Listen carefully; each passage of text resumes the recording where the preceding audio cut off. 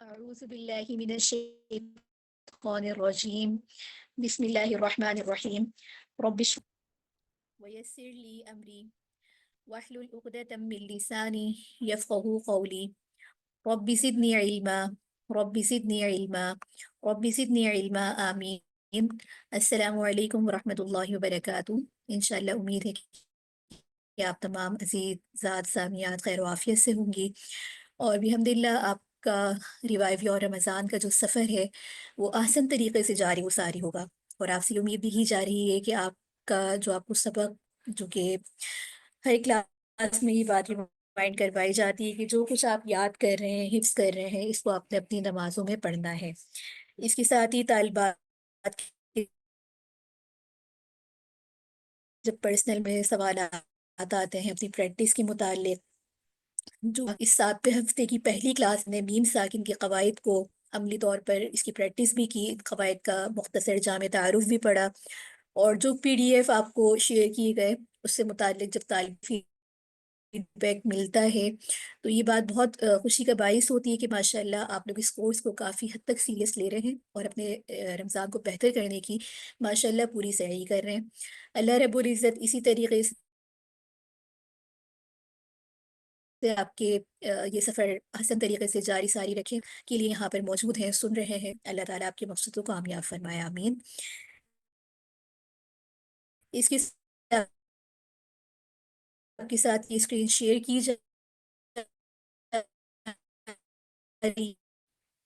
جیسے، اور آج 8ویں ہفتے کی ہماری دوسری کلاس شخصیت کے تجویز کے اہم نکات کے ساتھ ہی اس کی تفسیر میم ساکن کے قواعد کا جامع تعارف ہماری سابقہ کلاس میں ہو چکا تھا۔ آج اس کا دوبارہ اجرا کریں گے، اور ساتھ ہی نون ساکن تنوین کے قواعد کی دہرائی بھی کریں گے، اور ان صورتوں میں جو آپ ماشاءاللہ پہلے حفظ کر چکے ہیں تو اس کے اندر کچھ وقت انشاءاللہ لگائیں گے۔ تو امید ہے کہ آج کی کلاس کا جو جدول ہے وہ آپ کو سمجھ میں آ گیا ہوگا، اور اسی کے ساتھ ہی پھر ہم باقاعدہ شروع کرتے ہیں جو ہمارا میم ساکن تنوین کا قاعدے چل رہے تھے۔ بسم اللہ الرحمن الرحیم۔ یہ ساری چیزیں صرف ریوائز کرنے کا مقصد یہ ہے کہ جب ہم عملی طور پر اس کو اپنے سپارے میں اس کے قواعد کو ڈھونڈیں کہ میم ساکن کا کون سے قاعدے کے تحت غنہ ہو رہا ہے، تو انشاءاللہ آپ کی آج کی اصل پریکٹس ہے۔ تو یہ پی ڈی ایف کھولنے کا مقصد یہی ہے کہ آپ ایک دفعہ اس کو پڑھیں، ایک دفعہ دوبارہ اس کو دیکھیے، اور جب انشاءاللہ صورتوں میں ہم ان قواعد کا اجرا کریں گے تو اس وقت یہ زیادہ احسن طریقے سے آپ کو سمجھ میں آئیں گے۔ میم ساکن کے قواعد سے متعلق ہم نے پڑھا تھا کہ اس کے 3 قاعدے ہیں: اظہار، اخفاء اور ادغام۔ پہلا قاعدہ یعنی کہ اظہار کے بارے میں ہم نے پڑھا تھا کہ میم ساکن کے بعد جو ہے اگر حرف میم جو ہے میم ساکن کے بعد با اور میم کے علاوہ باقی حروف میں سے کوئی بھی حرف آ جاتا ہے تو میم ساکن کو ظاہر کر کے یعنی کہ غنے کے بغیر پڑھیں گے۔ جیسے اس کی متعدد ہم نے مثالیں دیکھی، انعمت، ہم فیہا وغیرہ ذالک۔ اظہار کا مطلب یاد رکھیے کہ جو ہم نے اس کو اپنے سابقہ قواعد کے ساتھ کنیکٹ کریں کہ جس طریقے سے نون ساکن تنوین کے قاعدوں میں ہم نے اظہار کا قاعدہ پڑھا تھا، وہ قاعدہ کیا تھا کہ حروف حلقی کے 6 حرف میں سے کوئی بھی حرف آ جاتا ہے تو وہاں پر کیا کرتے ہیں، نون ساکن یا تنوین کے بعد اظہار کرتے ہیں یعنی کہ غنہ نہیں کرتے۔ اسی طریقے سے میم ساکن میں بھی یہی کہ با اور میم کے علاوہ کوئی بھی حرف اگر آ جاتا ہے تو وہاں پر اظہار جو ہے ہوتا ہے یعنی کہ غنہ نہیں ہوتا۔ اس کے ساتھ ہی میم ساکن کا ایک اور قاعدہ ہم نے پڑھا تھا کہ میم ساکن کے بعد اگر حرف با آئے تو میم غنہ کے ساتھ پڑھیں گے۔ وہاں پر اخفاء کا مطلب ایک دوسرے قاعدے تھے، اس کے حروف چینج تھے، اور یہاں پر اخفاء کے حروف چینج ہیں۔ تو ربہم بہم متعدد آپ کو ایسی مثالیں ملیں گی۔ اس کے ساتھ ہی ایک اور قاعدہ ہم نے میم ساکن کا پڑھا تھا، ادغام یعنی کہ مدغم کرنا۔ ادغام کا اپنا مطلب یہی ہوتا ہے کہ مدغم کرنا۔ تو یہاں پر میم ساکن کے بعد میم آئے تو دوسرے میم سے ملا کر غنے کے ساتھ پڑھتے ہیں، جیسے الیکم مرسلون، الیکم مرسلون۔ وہاں بھی ہم نے ادغام سے متعلق اس کی تعریف یہی پڑھی تھی کہ جو ہے داخل کرنا، مدغم کرنا، اور اس کے 6 حروف ہم نے پڑھے تھے نون ساکن یا تنوین کے، اور ان میں سے بھی 2 حروف ایسے تھے جیسے لام اور رو جہاں پر ادغام بلا غنہ ہوتا ہے، اور 4 حرف ایسے تھے جہاں پر ادغام مع الغنہ ہوتا ہے. تو یہ آپ کے سابقہ سبق کا ایک اجرا تھا، آپ کا ایک ریوائز تھا، دہرائی تھی. اب آج میم ساگن کے قواعد کو ہم عملی طور پر جو ہمارا PDF ہوتا ہے، ہم اسی کے اندر اس کو انشاءاللہ تلاش کریں گے. آج ویسے ہماری سورۃ القاریہ شروع ہے. ہم سابقہ کوئی ایک سورت ایسی شروع کرتے ہیں جس میں سے اس قواعد کو ڈھونڈیں گے ایک لائن کے اندر. اور آج اس عملی مشق کا مطلب یہی ہے کہ جب از خود آپ لوگ قرآن کریم پڑھا کریں، یا آپ کو کوئی ایسا کرے کہ آپ نے اس پہ تدبر کرنا ہے یا آپ نے اس پہ انڈر مارک کرنا ہے، تو وہ کس طریقے سے کرنا ہے. بسم اللہ الرحمن الرحیم. اسی کے ساتھ ہی ہم سورۃ البینہ لیتے ہیں. ابھی اس پورے PDF میں ہم نے میم ساکن کے قواعد کو دیکھنا ہے، اور میم ساکن کے قواعد کے اندر سب سے پہلے دیکھیے لم یکن الذین، لم یکن الذین کے حروف آ رہے ہیں.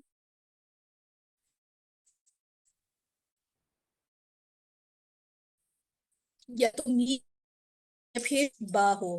با آتا ہے تو یہاں پر اس کے اندر یہاں پر با بھی نہیں آ رہا. یہ نہ میں اس کو بار بار اس لیے کھول رہی ہوں کہ ایک دفعہ آپ لوگ یہاں سے اس کو اپنے ذہن میں بٹھائیں. تو یہاں پر نہ یہ اخفا کا قاعدہ ہو رہا ہے، اور نہ یہاں پر جو ہے یہ ادغام کا قاعدہ ہو رہا ہے. تو اس کے علاوہ کون سا قاعدہ ہمارے پاس بچتا ہے؟ اظہار. اظہار قاعدے لگے گا کیونکہ یہ 26 حروف میں سے آ رہا ہے. باقی با اور میم کے علاوہ لم یکن الذین، کہیں بھی آپ اس کو لم یکن الذین نہیں پڑھیں گے. اس طریقے سے قاعدہ اس کا آپ تلاش کرنا شروع کریں. اچھا، ایک اس کا آسان اور بھی طریقہ پتہ ہے. اس طریقے سے ہوتا ہے کہ آپ نے کچھ جیسے جب آپ اس کی پریکٹس کر رہے ہوتے ہیں، یاد کر رہے ہوتے ہیں، تو آپ جیسے یہاں پر ابھی جیسے میں بلو سے نشان لگا رہی ہوں، تو آپ اپنے ذہن میں رکھ لیں گے میں جتنے بھی اخفا کے قاعدے آج تلاش کروں گی تو وہ میں نے بلو سے نشان لگانا ہے، یا میں نے ریڈ سے ادغام کے قاعدوں کو نشان لگانا ہے. تو اس طریقے سے بھی کر کے کلرز بھی آپ کے ذہن میں بیٹھ جاتے ہیں تو وہ یاد رہتے ہیں. اس کے ساتھ ہی اگلی جو ہے ہم اس کی اور مشق کرتے ہیں اور ڈھونڈتے ہیں اس کے اندر لم یکن الذین. یہاں پر ہم نے ایک قاعدہ تلاش کیا. اس کے ساتھ ہی اس کے قاعدوں کو مزید ہم یہاں پر دیکھتے ہیں.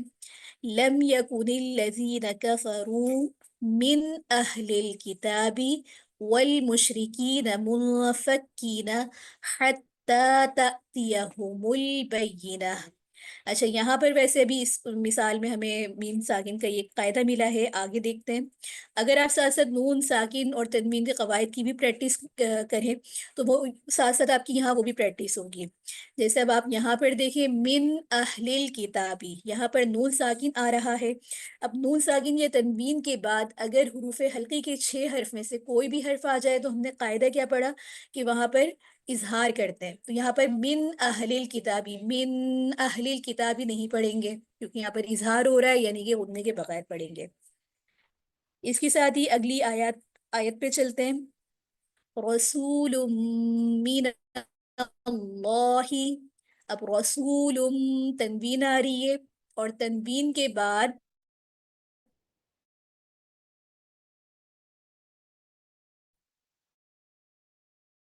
جو ہے یہاں پر اگر آپ دیکھیں، اور یہاں پر یرملون، یرملون سے ہمیں یہ مثال سنتے ہی ہمیں سمجھ میں آ گیا کہ یہاں پر ادغام کا قاعدہ لگ رہا ہے، اور غنہ بھی ہو رہا ہے کیونکہ رو اور لام کے علاوہ حرف آ جائیں تو وہاں پر ادغام مع الغنہ ہوتا ہے.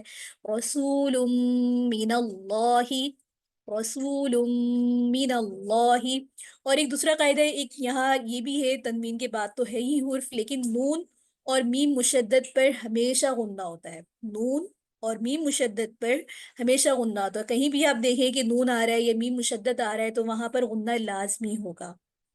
اسی طریقے سے ایک مثال دیکھیے یہاں پر صحفا مطہرہ، صحفا مطہرہ.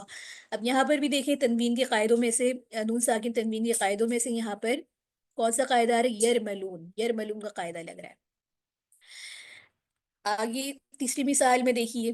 اس طریقے سے آپ جو ہے جیسے جیسے آپ امثال میں تلاش کریں گے تو آپ کو قرآن میں متعدد مثالیں نون ساکن تنوین کے قاعدوں کی، بیم ساکن کے قاعدوں کی ملیں گی، اور آپ کو پتا ہوگا کہ یہاں پر میں غنہ کس قاعدے کے تحت کر رہی ہوں۔ آگے دیکھیے، فی ہا کتب قیمہ، فی ہا کتب، اب یہاں پر بھی تنوین آ رہی ہے، اور تنوین کے بعد یہ حروف آ رہے ہیں اخفا کے 15 حروف میں سے، تو یہاں بھی کیا ہو رہا ہے؟ غنہ ہو رہا ہے۔ اسی طریقے سے یہاں پر جو ہے آپ دیکھیے اقلاب، یہ اتنا آسان قاعدہ ہوتا ہے کہ اس کو دیکھتے ہی آپ کو سمجھ میں آ جائے گا کہ اقلاب کا قاعدہ ہے، اس کی نشان چھوٹا سا میم بنا ہوا آتا ہے، اور نون ساکن یہ آواز آتی ہے، وہ دیکھتے ہی پتہ چل جاتا ہے کہ یہاں پر کس قاعدے کے تحت غنہ ہو رہا ہے۔ اس کے ساتھ ہی آگے آپ مثالوں کو از خود ڈھونڈیں۔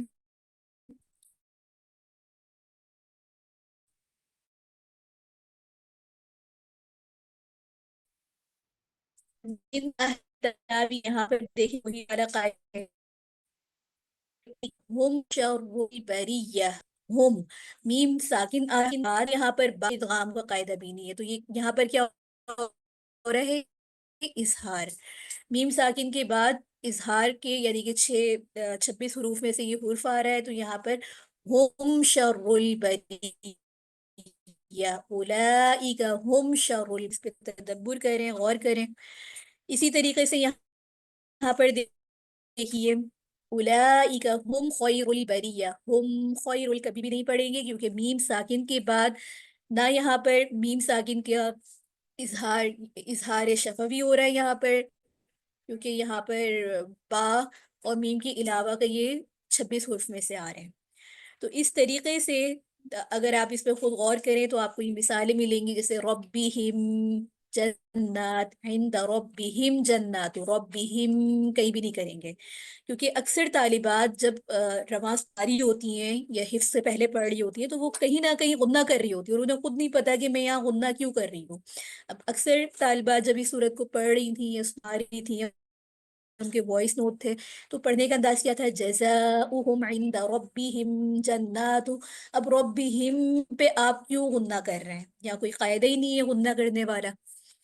اسی طریقے سے یہاں پر دیکھیے، ساتھ ہی ساتھ نون ساکن تنوین کے قاعدے آپ کو اسی لائن میں کہیں نہ کہیں آ جائیں گے۔ تو اس طریقے سے کر کے آپ ایک صورت کے اندر اگر آپ تھوڑا سا وقت لگاتے ہیں، اور جن طالبات کو لگ رہا ہے کہ ہماری پریکٹس اس طریقے سے نہیں ہو پا رہی، یا ہمیں کوئی دقت یا پریشانی ہو رہی ہے، یا مشکل لگ رہے ہیں قواعد، تو ایسا آپ ایک صورت کو سلیکٹ کر لیں، ایک قاعدے کو سلیکٹ کر لیں، کیونکہ میں نے یہاں پر آپ کو نون ساکن کے قواعد بھی ساتھ ساتھ بتا دیے، اور آپ کو میم ساکن کے بھی تمام جتنے بھی قاعدے ساتھ ساتھ آ رہے تھے وہ بتا دیے۔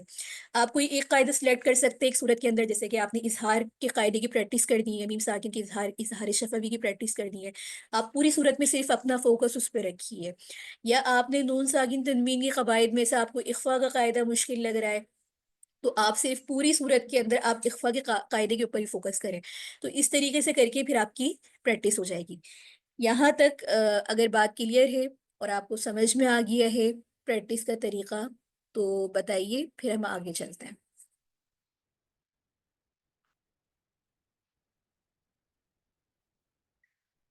ٹھیک ہے، بارک اللہ فیک، احسنتی ماشاء اللہ۔ اگلا ہمارا جو ہے آج جیسے کہ آپ سب جانتی ہیں سورۃ القاریعہ ہماری شروع ہے، اور آج اس کا لفظی با محاورہ ترجمہ کریں گے۔ آپ کے ساتھ یہاں پر اسکرین شیئر کر دیتی ہوں میں، اور آپ اس اسکرین کو دیکھیں، اور اب آپ کے پاس جو دی بائبل کی طرف سے آپ کو PDF فراہم کیا گیا ہے، جو ورک شیٹ فراہم کی گئی ہے، آپ اس کے تحت اس کو پڑھیں گے تو میرے خیال سے، بلکہ اسی کے تحت آپ لوگ اکثر پریکٹس کرتے ہیں جس میں آپ ترجمہ بھی لکھ رہے ہوتے ہیں، با محاورہ ترجمہ بھی ہے، لفظی ترجمہ بھی ہے، تو آپ اس کے اندر ترجمہ لکھا کریں، اپنے اس کو نوٹس بنائیں، یہ انشاءاللہ آپ کو ہمیشہ فائدہ دیں گے۔ بسم اللہ الرحمن الرحیم۔ فوکس آپ نے کیا کرنا ہے؟ قواعد کی پہلی کلاس سے اصول مخارج، صفات، مد، تمام چیزوں کو دیکھیں کہ لفظ پڑھیں کس طریقے سے جا رہے ہیں۔ بعض الفاظ میں ریپیٹڈ پڑھ رہی ہوتی ہوں کہ آپ اس پہ فوکس کریں، قاف، عین، مد، را، کیسے پڑھا جا رہا ہے۔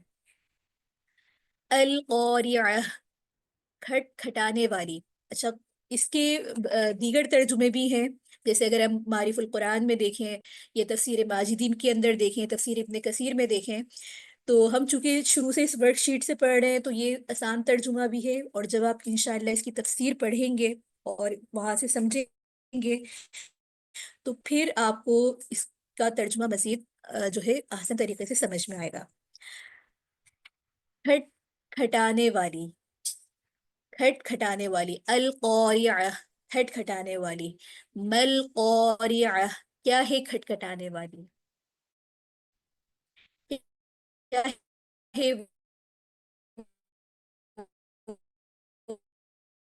وہ کھٹانے والی؟ اب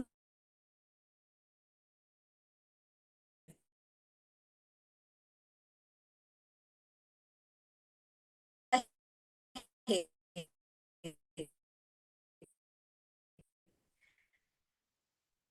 القارعہ، کھٹ کھٹانے گم کروایا، کیا ہے القارعہ،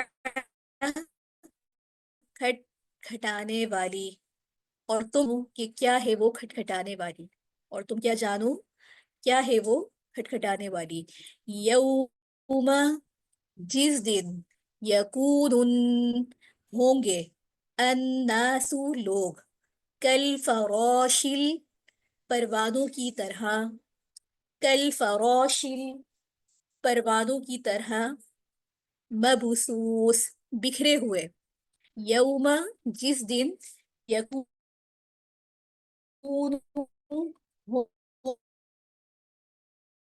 ہوں گے، الناس، لوگ، کل فراشل، بکھرے ہوئے،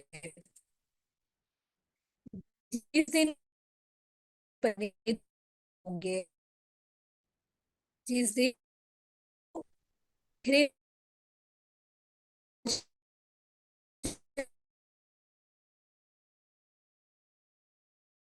ہوں گے، الجبال، و رنگین اون کی طرح، منفوش، لیکن آ رہا ہے تو آپ اس پہ خود غور کرے کہ یہاں غنہ کون سے قاعدے کے تحت ہو رہا ہے، اور اور پہاڑ،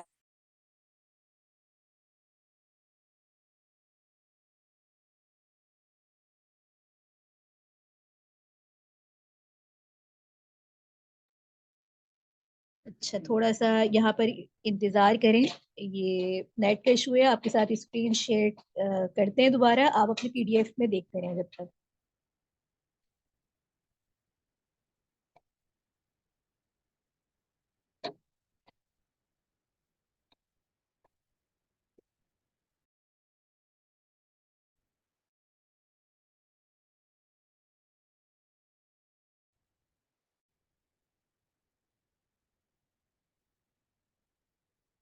اسکرین دوبارہ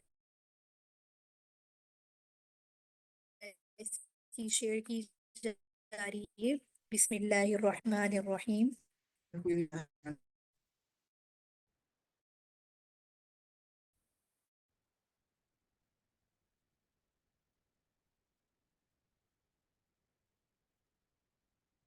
جی اسکرین شیئر ہو گئی ہے آپ کے ساتھ، اس کو کنفرم کر دیں۔ جی اسکرین شیئر ہو گئی ہے،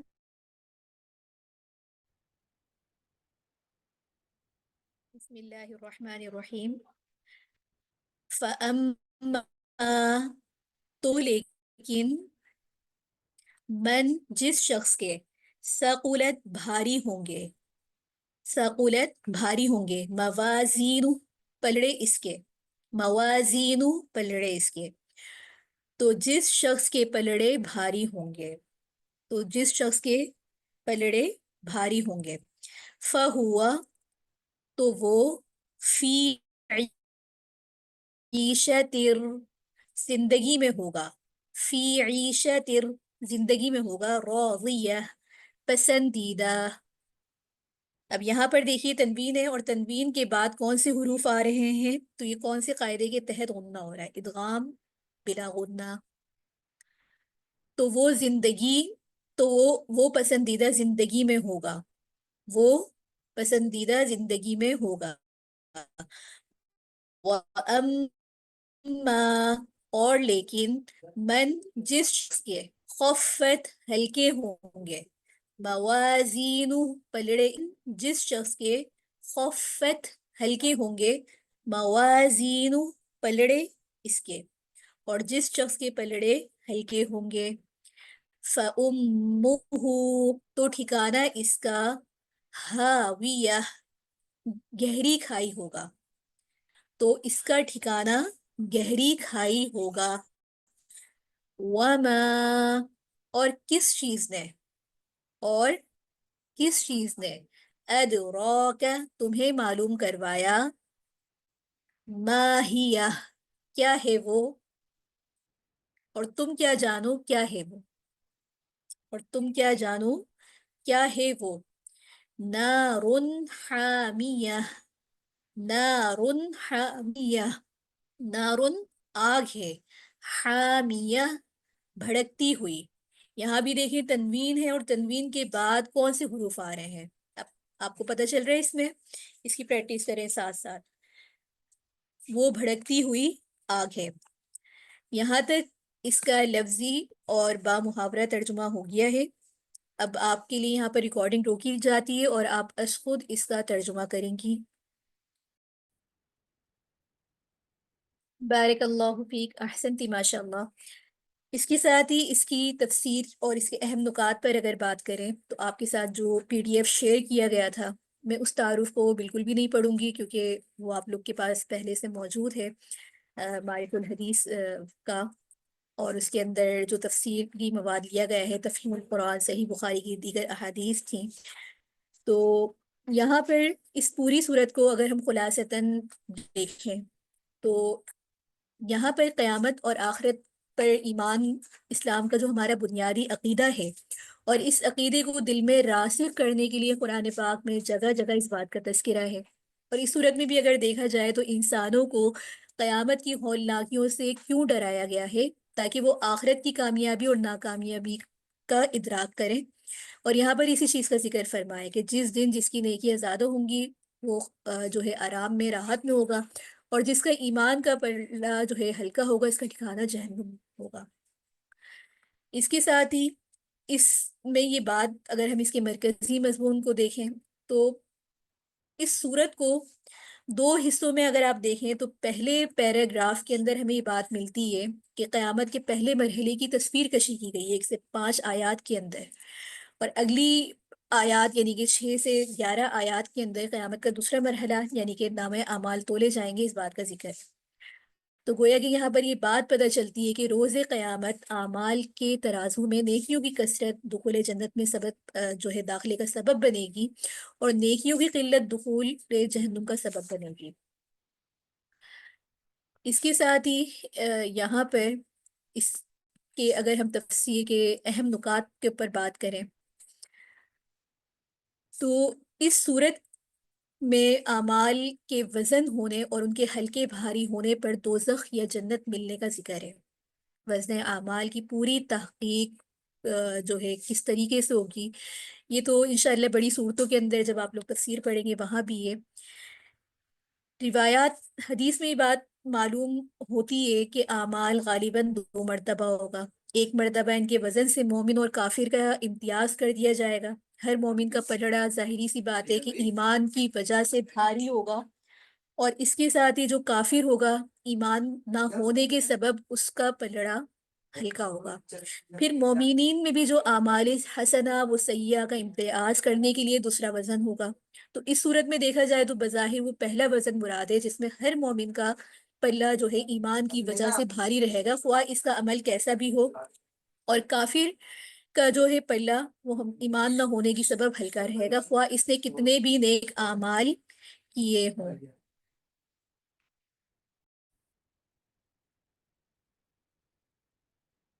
تو یہاں پر اسی بات کا ذکر ہے، جو مومنین کے اعمال حسنہ اور سیئہ کا امتیاز کرنے کے لیے دوسرا وزن ہوگا، تو اس حوالے سے یہاں پر اس بات کا ذکر کیا گیا ہے۔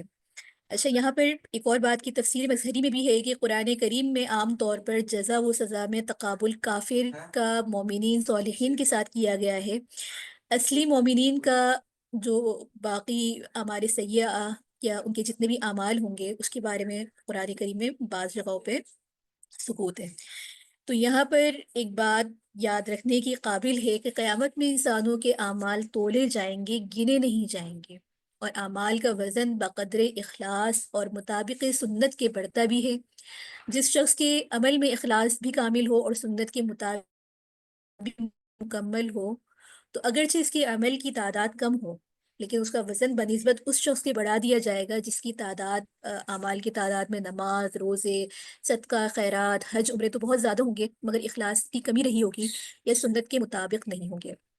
اس کے ساتھ ہی اس بارے میں جو ہے متعدد احادیث بھی ہیں، کیونکہ یہ جو صورتیں، صورت اما پارے کی جتنی بھی صورتیں ہیں، تو یہاں پر جس طرح کے زلزلے کا ذکر آ رہا ہے کہ دل ہلا دینے والے، جو اس دن کی پوری ایک منظر کشی کی گئی ہے اس صورت کے اندر، تو اس منظر کشی کو اگر ہم یہاں پر دیکھیں تو یہاں پر قیامت یعنی کہ القوریہ، قیامت کے بہت سارے ناموں میں سے، قیامت کے بہت سارے نام ہیں، ان میں سے قوریہ بھی ہے، اور اسی طریقے سے متعدد نام بھی قرآن کریم میں آئے ہیں، جیسے الحاق آیا ہے، الطامہ آیا ہے، الصاخہ آیا ہے، الغاشیہ آیا ہے۔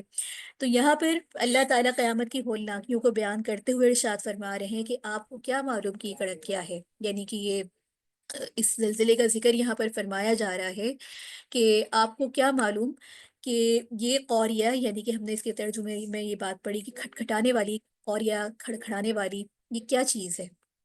گویا کہ اس کی بات، انداز سوال اس طرح کیا گیا ہے کہ آپ کا ذہن خود اس بات پہ غور فکر کرے کہ اس بات کی تفسیر پھر آگے خود ہی بیان کی جا رہی ہے کہ اس دن لوگ بکھرے ہوئے پروانوں کی طرح ہوں گے، اور وہ لوگ پروانوں کی بڑی حیرت اور پریشانی میں ادھر ادھر منتشر ہوں گے، اور پیشمانی کے عالم میں ادھر ادھر گھوم رہے ہوں گے، اور ایک اسی بات کو دوسری آیت میں بھی فرمایا کَأَنَّهُمْ جَرَادٌ مُنتَشِرٌ۔ پھر آگے فرمایا جا رہا ہے کہ پہاڑ اس طرح ہو جائیں گے جس طرح مختلف رنگوں کی دھنی ہوئی روئی ہوتی ہے۔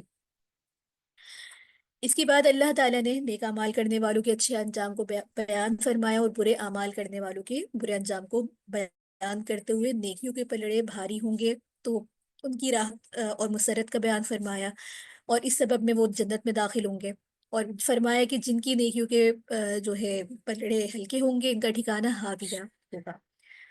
تو جن کی برائیاں اور ان کی نیکیوں سے زیادہ ہوں گی، ان کا ٹھکانہ حاویہ ہوگا، اور حاویہ کا معنی یہ بیان کیا گیا ہے کہ سر کے بل جہنم میں پھینک دیا جائے گا، اور بعض نے یہ بھی کہا ہے کہ اس کا معنی یہ ہے کہ وہ اصل جس کی طرف وہ لوٹیں گے وہ حاویہ، اور حاویہ جہنم کا نام ہے۔ اس کے متعلق جو ہے متعدد احادیث بھی ہیں، جیسے کہ ایک روایت میں حضرت انس بن مالک رضی اللہ تعالیٰ عنہ سے روایت ہے کہ صفت النار کا ذکر ہے، تو اللہ تعالیٰ نے ہمیں اپنے فضل و احسان سے اس آتش جہنم سے محفوظ رکھا ہوا ہے۔ پھر آگے یہاں پر نارن حامیہ کا مطلب یہ ہے کہ آگ سے انتہائی گرم اور اس کے بڑے بڑے شعلے ہوں گے۔ تو آپ صلی اللہ علیہ وآلہ وسلم کا اس متعلق ارشاد ہے کہ تمہاری یہ آگ جسے تم جلاتے ہو، یہ آتش جہنم کا 70واں حصہ ہے۔ تو صحابہ نے عرض کیا کہ یا رسول اللہ، ہلاک کرنے کے لیے تو یہی کافی ہے؟ تو آپ نے فرمایا ہاں، لیکن آتش دو اس سے بھی بہت درجے تیز ہے، اور اس میں ہر درجہ دنیا کی آگ کی مثل ہے۔ حضرت ابو ہریرہ رضی اللہ تعالیٰ عنہ کی بھی ایک روایت میں یہ بات ہے کہ آپ صلی اللہ علیہ وآلہ وسلم نے ارشاد فرمایا کہ آتش دوزخ کو 1000 سال تک جلایا گیا، یہاں تک کہ یہ سرخ ہو گئی، پھر اسے 1000 سال تک جلایا گیا تو یہ سفید ہو گئی، پھر اسے 1000 سال تک جلایا گیا تو یہ سیاہ ہو گئی، اور اب یہ انتہائی سیاہ اور تاریخ ہے۔ یہ تفسیر سورۃ البراء میں بھی اس بات کی گزری ہے، اور صحیح احادیث میں بھی اس بات کا اس طریقے سے ذکر آیا ہے، صحیح فتح الباری صحیحین کی حدیث سے کہ آپ صلی اللہ علیہ وآلہ وسلم نے ارشاد فرمایا کہ آتش دوزخ نے اللہ تعالیٰ سے شکایت کی کہ اس کا ایک حصہ دوسرے حصے کو کھا جائے گا، تو اللہ نے اسے دو سانسیں لینے کی اجازت دی، ایک سانس سردی اور ایک گرمی میں۔ موسم سرما میں جو سخت سردی محسوس ہوتی ہے اس کی ایک سرد سانس کی وجہ سے ہے، اور موسم گرما میں جو سخت گرمی محسوس ہوتی ہے اس کی گرم سانس کی وجہ سے۔ اور اسی روایت کو جو ہے صحیح ہے فتح الباری کتاب بدر الخلق میں، اور صحیح مسلم میں کتاب المساجد میں بھی بات آئی ہے کہ فرمایا کہ جب گرمی سخت پڑتی ہے تو ظہر کی نماز کو ٹھنڈا کر کے پڑھا کرو، کیونکہ گرمی کی شدت جہنم کی لپیٹ میں ہوتی ہے۔ تو یہ تھے پوری اس صورت کے اہم نکات اور خلاصے، اور اس کا حاصل حصول یہی ہے کہ اگر انسان کو اللہ تعالیٰ نے ایمان کی توفیق دی ہے، اعمال صالح کی توفیق عطا فرمائی ہے، تو اخلاص اور ایمان بہت بڑی نعمت ہے، کیونکہ ایمان کے بغیر انسان جتنی بھی نیکیاں کر لے وہ قابل قبول نہیں ہے۔ اسی طریقے سے اگر نیکیوں کی تعداد زیادہ ہو لیکن اس میں ریاکاری ہے، اس کے اندر اخلاص نہیں ہے، اس میں اللہ کی رضا مطلوب نہیں ہے، تو وہ اعمال بھی آپ کے کسی کام کے نہیں ہے۔ وآخر دعوانا ان الحمد للہ رب العالمین۔ اس کے ساتھ ہی اگر آپ کے یہاں کوئی سوال ہے تو آپ یہاں سوال کر سکتے ہیں۔ اس کے ساتھ ہی اب ہمارا حفظ کا 45 منٹ کا سیشن اسٹارٹ ہے۔ آپ اس صورت کو یاد کریں، اور اس کے ساتھ ہی جو سابقہ صورتیں ہیں جن طالبات کو ان کو یاد کرنے میں ان کو کہیں کہیں اٹکن یا کوئی سنانا چاہتی ہیں، تو اس 45 منٹ میں اپنے ازواق کو کمپلیٹ